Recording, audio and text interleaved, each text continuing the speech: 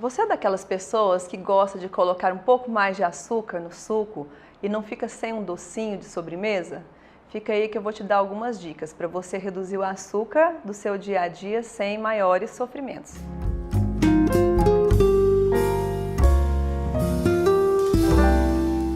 Meu nome é Eline Canedo, nutricionista da Clínica Obesigastro, e hoje nós vamos conversar sobre como reduzir o consumo de açúcar sem sofrimento. O segredo é educar o paladar. Se você reduzir o consumo de açúcar no seu dia a dia, o seu paladar vai ficando mais sensível a outros alimentos, a alimentos naturais, e ele vai ficando mais afiado, ou seja, até o seu olfato fica melhor.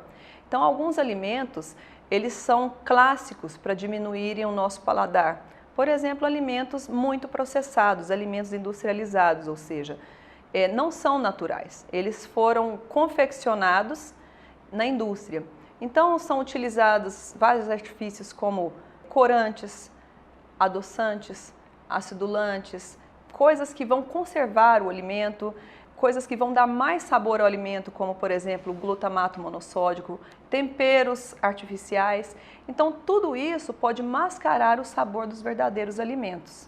Por isso é importante a gente voltar às origens e colocar um paladar cada vez mais natural, ou seja, leite ao invés de leite acidificado, adoçado, com sabor de tal fruta. Por exemplo, carne de verdade ao invés de carnes processadas com temperos, na lasanha processada, na pizza que é processada. Então, aqui vão algumas dicas para você aprender a educar o seu paladar da maneira correta.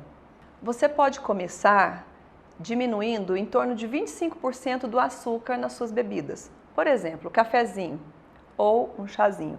Se você coloca 2 sachês de açúcar no seu cafezinho, você pode diminuir para 1,5.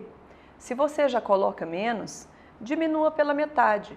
Vai fazendo isso conforme passam-se 2 dias, 3 dias, 1 semana. Você vai diminuindo e o seu paladar vai se adequando a este novo conceito que você está propondo para o seu paladar. Uma outra ideia é a redução de refrigerantes. No caso do refrigerante, se tornou uma situação tão cultural, tão tradicional, que as pessoas antes do refrigerante colocavam sucos de frutas naturais. Depois eram sucos de frutas mais artificiais, ou seja, aqueles pozinhos que a gente via, né? Hoje em dia as pessoas ainda usam muito esse suco de sachêzinho, de pozinho. Então, o que a gente sugere? Que primeiro você passe do refrigerante para um suco de fruta. Ou, na verdade, se você não quiser um suco de fruta, passe do refrigerante para uma bebida gaseificada, por exemplo, água com gás e limão. Ou somente água com gás. Isso já diminui a vontade de você sentir aquele sabor diferenciado, um ardidinho na língua de refrigerante, que parece que está matando mais a sua sede. Depois disso, você tem condição de manter a ideia que é a original, que é você tomar água e você comer frutas. Ou seja, melhor ainda do que o suco de fruta natural seria você comer a fruta. Falando um pouco mais sobre suco de frutas, a gente pode ter o cuidado ainda maior de se utilizar de suco de fruta ácida, ou seja, o suco de limão, o suco de acerola, o suco de maracujá, suco de tamarindo. Normalmente são frutas bem ácidas e que trazem um paladar ótimo para a gente. Eles têm, às vezes, aquela ideia de fazer com que a gente tenha uma digestão melhor, especialmente o suco de limão. Eles auxiliam, porque são ricos em vitamina C, e auxiliam então na absorção de alguns outros nutrientes que você já comeu na sua refeição. E eles trazem aquela saciedade, aquele frescor, aquele hálito fresco para a gente e uma sensação de ter matado a sua sede e a saciedade pelo açúcar. Então isso é uma coisa interessante. Com relação a adoçar os sucos de fruta, a gente poderia começar adoçando, ao invés de açúcar, ou açúcar demerara, ou açúcar mascavo, que são açúcares. São fases diferentes do processo de beneficiamento do açúcar, né? Mas você pode mudar o seu paladar começando a consumir estévia. A estévia é uma planta extremamente doce, de tão doce, o poder de dulçor é tão grande que ela se torna amarga, né, em grandes quantidades, mas você, sabendo que está ingerindo uma coisa completamente natural, sem contraindicações, seria uma coisa ótima. Adoce a sua bebida com estévia. Alguns adoçantes que têm a estévia são muito gostosos. Outro adoçante que pode te ajudar muito seria a sucralose. Não é um adoçante natural, mas pode te ajudar porque tem um sabor agradável. Outros podem ser o xilitol, o maltitol. O xilitol tem sido muito utilizado. É um álcool, né?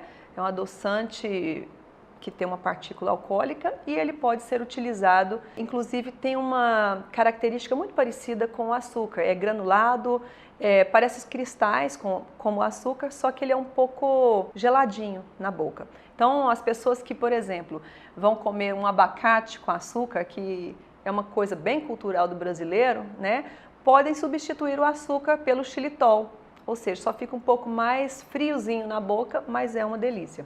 E para a maioria das pessoas que gosta muito de um docinho, agora é a cerejinha do bolo, né? A gente falar do chocolate. Chocolate ao leite é o queridinho de muita gente. Chocolate ao leite e todas as variedades, assim, todas as variações que a gente tem da ideia do chocolate, né?